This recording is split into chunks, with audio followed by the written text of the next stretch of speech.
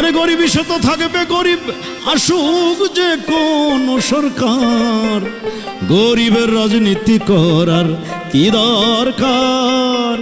নেতার বাড়বে গাড়ি বাড়ি, নেত্রীদের গহনা শাড়ি, আমেরিকায় দেবে পাড়ি আন্ডা বাচ্চা যত যার, খাবে চামচারা দই সন্দেশ লাচ্ছা, দালালেরাও থাকবে আচ্ছা।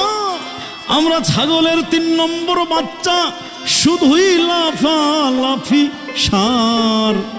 গরিবের রাজনীতি করার কি দরকার, গরিবের রাজনীতি করার কি দরকার। আর গরিব রাজনীতি করতেও পারবে না, কারণ রাজনীতি করতে আজকাল যে কোটি কোটি টাকা লাগে সেটা কোথায় পাবো। আমার এক দাদা আমেরিকায় থাকেন, তিনি এটা শুনে তো অবাক যে এত টাকা তুমি কোথায় পাবে। আরে কিন্তু আমার মনে হয় আমরা যারা জনগণ আমরা অনেক ভুল করি। কীরকম? আমরা যদি একজন ক্যান্ডিডেটের কাছ থেকে আগেই 20 লক্ষ টাকা খেয়ে ফেলি বা 1 কোটি টাকা খেয়ে ফেলি, তাহলে উনি নির্বাচিত হয়ে ওনার ওই 1 কোটি টাকা তো তুলতে হবে।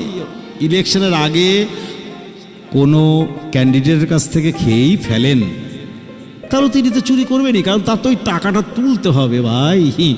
সেই কারণে ইলেকশনের আগে কারো দেয়া কিছু খেতে নাই, এতে এলাকার উন্নয়ন হয় না বন্ধু। আরে ভোটের সময় হয় জনগণ দেশের জন্য মায়া কান্দন, লঙ্কায় গিয়ে হয় রে রাবণ পেয়ে গদির অধিকার।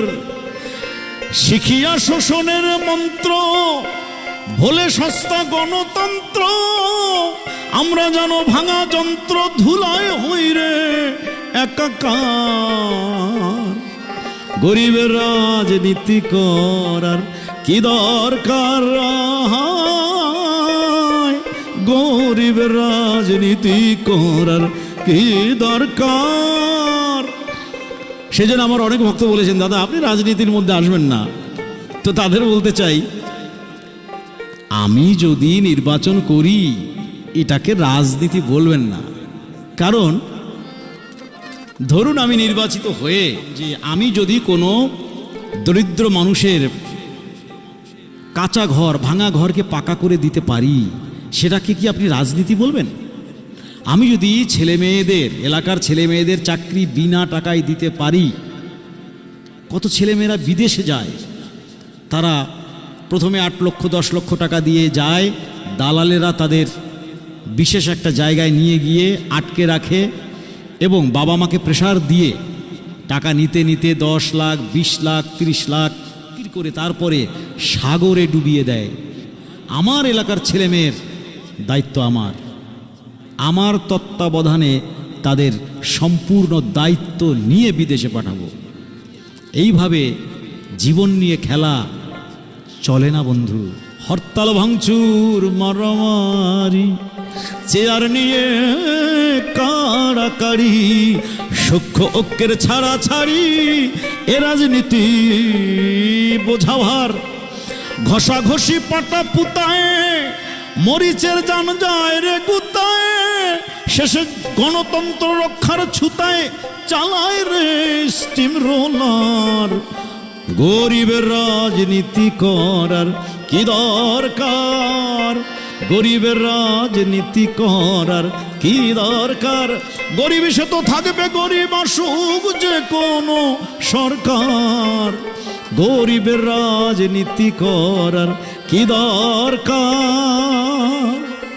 আজকে একটা রাস্তা বানালো মাত্র 6 মাস বা 3 মাস, তার মধ্যেই সমস্ত খোয়াগুলো আলগা হয়ে গেল।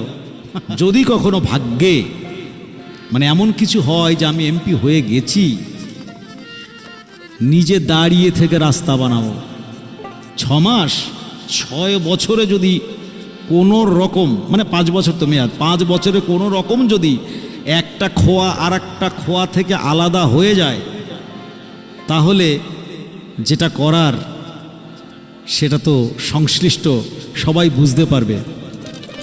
তো সে যাই হোক, নেতার বাড়বে গাড়ি বাড়ি, নেত্রীদের গহনা শাড়ি, আমেরিকায় দেবে পাড়ি আন্ডা বাচ্চা যত যার।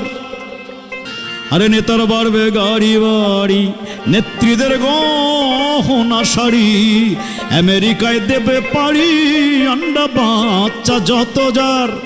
খাবে চামচারা দই সন্দেশ লাচ্ছা, দালালেরাও থাকবে আচ্ছা।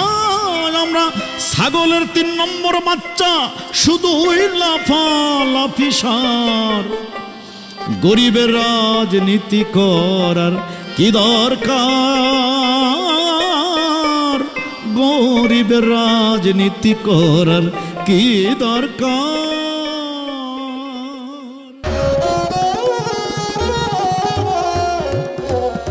নকুল কুমার বিশ্বাস নিবেদিত।